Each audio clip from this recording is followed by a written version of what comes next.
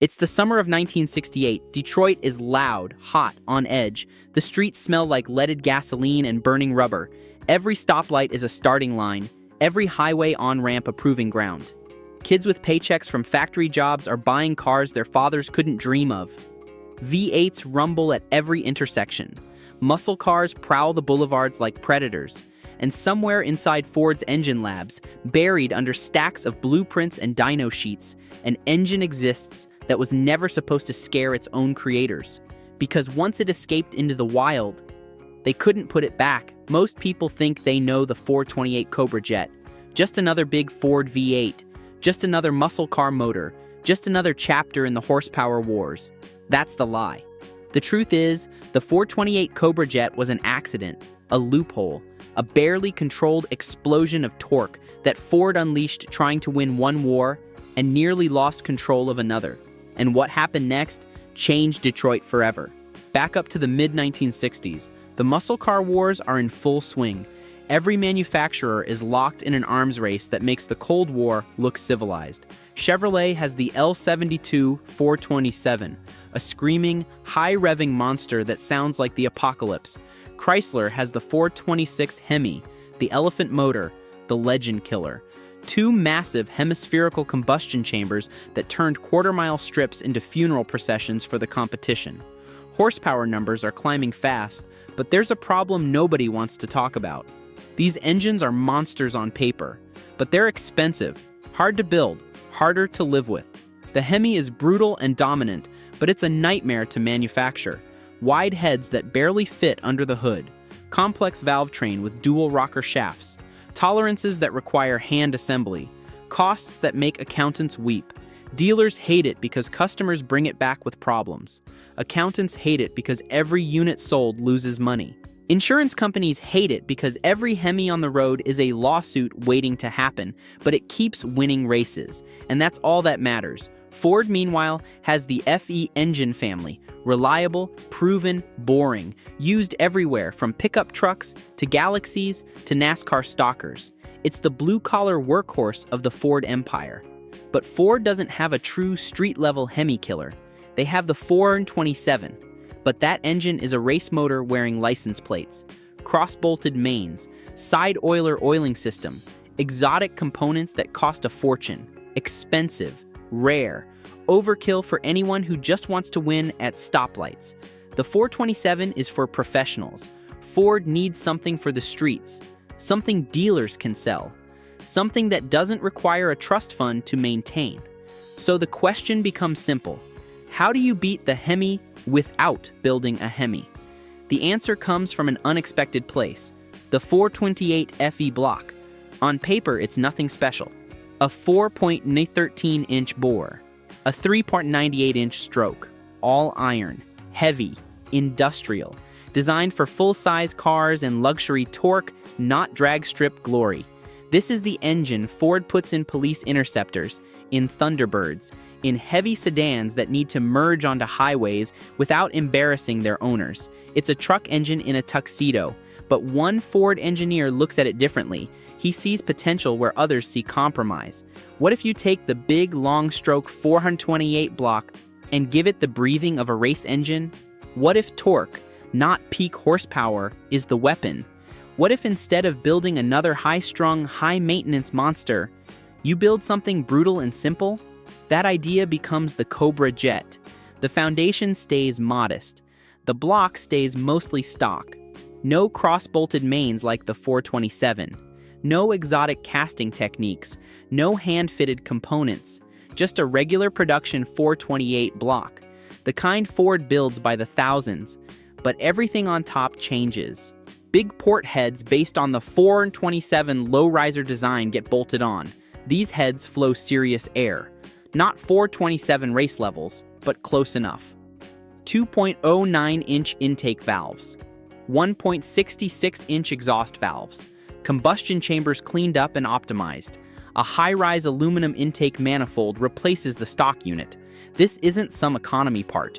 This is race-derived equipment. The runners are long. The plenum is generous. Sitting on top, a Holley 735 CFM carburetor. 4 barrels of fuel delivery feeding all 428 cubic inches of cast iron anger. The camshaft gets more aggressive, more lift, more duration, more overlap. Not radical enough to kill idle quality, but radical enough to wake the engine up when you stomp the throttle. Compression ratio lands at about 10.6 to 1. High, but still barely streetable on premium fuel of the era. Pop the hood, fill it with Sunoco 260, and it won't complain. Ford officially rates it at 335 horsepower. Nobody believes that for a second. The engineers know. The test drivers know. Anyone who puts their foot down knows. On the dyno, stock Cobra Jets are quietly making closer to 410 horsepower. Some run even higher depending on who built them and when, but torque is the real story. Over 440 pound-feet at barely 3,400 RPM. Some dynos show peaks closer to 460. This isn't an engine that screams. It doesn't wind up like a European sports car. It doesn't beg for high RPM. It shoves, hard, from the moment you touch the throttle, and Ford slips it into the Mustang. Almost casually, almost quietly, like they're not sure what they've created. In April of 1968, Ford needs to homologate the engine for NHRA Superstock racing. Rules say they need to sell 50 cars to the public to qualify the combination for competition. So they build a handful of Mustang fastbacks, lightweight, 4-speed manual transmissions, 428 Cobra Jet under the hood, functional ram air hood scoops that actually feed cold air to the carburetor. They call it the Mustang Cobra Jet. The designation sounds almost innocent. What happens next is pure chaos. At the NHRA Winter Nationals in Pomona, these cars show up basically stock. Factory exhaust manifolds, street tires, full interiors with door handles and armrests, no tube chassis, no funny car modifications, just factory Mustangs with factory engines, and they start destroying everything. Quarter-mile times drop into the low 13s, then high 12s. Trap speeds climb past 106 mph, then 108, then 110. The competition doesn't understand what's happening. Meanwhile, Hemis are breaking driveline parts just trying to keep up. Transmissions grenading, differentials scattering, axle shafts twisting like taffy. The Cobra Jet just keeps launching, run after run, consistent, brutal, relentless. One Ford engineer reportedly watches a Cobra Jet launch and says, "That thing doesn't accelerate, it detonates." The secret is that torque curve. The Hemi makes peak power up high where you have to wait for it. The Cobra Jet hits you in the chest from idle. By the time a Hemi driver finds his power band, the Cobra Jet is already through the traps. Word spreads fast. Dealers can't keep them on the lot. Waiting lists form. Buyers realize something Detroit didn't intend. This engine is underrated, overbuilt, and dangerously easy to modify. The 428 block is essentially a truck engine, built for durability, built for abuse. The heads flow almost as well as race units. The intake and carb are already oversized for the displacement. You don't need exotic parts to make more power. You just need to uncork what's already there. And then the problems begin. The FE oiling system was never designed for sustained high RPM abuse in a street block. It's an old design, proven but flawed. Oil feeds the camshaft first, then works its way down to the crankshaft. At low RPM, this is fine. At 5,000 RPM, it's adequate. At 6,000 RPM, oil pressure drops, fast. The crank journals start running dry. Bearings heat up. Clearances tighten as metal expands. Bearings start to look ugly. Drag racers push harder anyway, because winning matters more than longevity. Crank journals show scoring after hard passes. Bearings come out looking like burned toast. Oil pans fill with glittering metal flakes that tell stories of near-death experiences. Connecting rod bearings spin. Main bearings pound out. Sometimes the whole bottom end lets go in a spectacular display of mechanical failure. Instead of killing the engine, this just adds to its legend. Because when it lives, it dominates. And most of the time, it lives. In Superstock, Cobra Jets start rewriting the rulebook. Drivers like Al Joniak and Dino Don Nicholson push these cars deep into the 11-second range with minimal modifications. Stock block, stock heads, just tuning and traction. The class records fall like dominoes. Chevrolet scrambles to respond.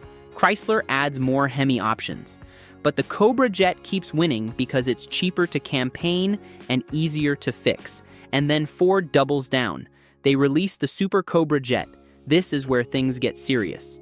The SCJ adds forged pistons instead of cast. These pistons can handle detonation, they can handle heat, they can handle abuse that would shatter standard units. A stronger nodular iron crankshaft replaces the standard unit. The journals are larger, the counterweights are heavier. The whole assembly can survive higher RPM. A better oil cooler gets added to help control temperatures. A beefed-up bottom end gets designed specifically to survive sustained punishment. Paired with the drag pack option, you get 4.30 gears. These aren't highway gears. These are pure acceleration weapons. You'll be turning 4,000 RPM at 70 mm, but you'll get to 70 faster than almost anything else on four wheels. A limited slip differential ensures both tires hook. Heavy-duty suspension controls wheel hop. The whole package is designed for one thing: launching as hard as possible. This is no longer a street toy. It's a factory-built weapon, a production drag car, something you can drive to the strip, race, and drive home. Assuming you don't break it. By 1969, the 428 Cobra Jet is available in Mustangs, Fairlanes, Torinos, and even full-size Fords. And everywhere it goes, it causes trouble. Insurance companies start noticing. Claims spike. Accidents increase. Premiums skyrocket. One insurer reportedly labels Cobra Jet cars as high-risk vehicles, regardless of driver age or record. It doesn't matter if you're a 45-year-old accountant with a clean record. If you have a Cobra Jet, you're a risk. Ford's marketing team loves the image. This is exactly what they wanted: dangerous, exciting, untamed. Ford's legal department does not love it. Every crashed Mustang is a potential lawsuit. Every injury is a liability. The company that built the engine starts worrying about the monster they've created. Meanwhile, racers discover the engine's dirty secret. It responds insanely well to modifications. Swap the cam for something more aggressive. Open up the exhaust with headers. Add better carburation with a bigger Holly. Port the heads for more airflow. Suddenly, 500 horsepower isn't fantasy. It's reality, achievable in a garage with hand tools and a good machine shop. The long 3.98-inch stroke means torque everywhere. It pulls hard from idle to redline. No matter where you are in the power band, there's thrust available. But that same stroke also means piston speed is brutal. At 6,500 RPM, the pistons are moving over 4,300 feet per minute. That's near the limit for cast iron street blocks. That's asking a lot from production components. Push it too far, and the block cracks. Cylinder walls are thin because Ford bored the 428 from a smaller displacement. Overbore more than Poirot 30 inches, and you're gambling. Lose the gamble and the block splits like a dropped plate. Coolant meets oil, compression disappears, the engine becomes scrap, and yet people keep pushing because nothing else on the street feels like this. A Hemi makes power up high where you have to wind it out. A Chevy big block loves RPM and rewards patience. The Cobra Jet just hits. Right now. No waiting, no building, no winding up, like being rear-ended by a freight train. One magazine tester described it as violence with a warranty. By 1970, Ford tries to rein it in. They introduced the Ford 29 Cobra Jet, a cleaner, more modern design based on the 385 series architecture. Better breathing, better oiling, better high RPM potential, a proper successor for a new decade. But the damage is already done. The 428 has escaped. Street racers idolize it. Drag racers swear by it. Dealers whisper about factory freak engines making way more power than advertised. Stories circulate about specific cars, engines with magic dyno numbers, combinations that run faster than physics should allow. The legend grows with every retelling. Then reality crashes in. Emissions regulations tighten. The government decides clean air matters more than quarter-mile times. Compression ratios drop to accommodate unleaded fuel. Power output falls across the industry. Insurance companies blacklist muscle cars entirely. Young buyers can't afford coverage. Sales collapse. By 1971, the Cobra Jet name still exists, but the magic is fading. The numbers are lower. the aggression is tamed. Emissions equipment chokes what's left. And in 1973, it's over. No fanfare, no farewell, no special edition. The 428 Cobra Jet disappears quietly, leaving behind a trail of broken parts, lost races, and absolute legends. Only about 23,000 Cobra Jet engines were ever built. Far fewer Super Cobra Jets. The exact numbers are debated, but they're all small. Today, original cars are worth six figures. Documented Cobra Jet Mustangs sell for more than houses. Loose engines can sell for more than entire restored muscle cars from the same era. And the reason is simple. The 428 Cobra Jet wasn't perfect. It wasn't refined. It wasn't elegant. It wasn't even fully understood by the company that built it. It was Detroit losing control of its own creation, an engine built to beat the Hemi. That ended up terrifying accountants, insurers, and engineers alike, because once you give people torque like that, they always want more. That's the real legacy of the 428 Cobra Jet. It proved that horsepower sells cars, but torque starts revolutions. If you enjoyed this deep dive into one of Detroit's most dangerous engines, let me know in the comments what you want to hear next. Another forgotten V8, another rivalry, or another machine that went way beyond what its creators intended. And make sure to subscribe, because the next story is even wilder.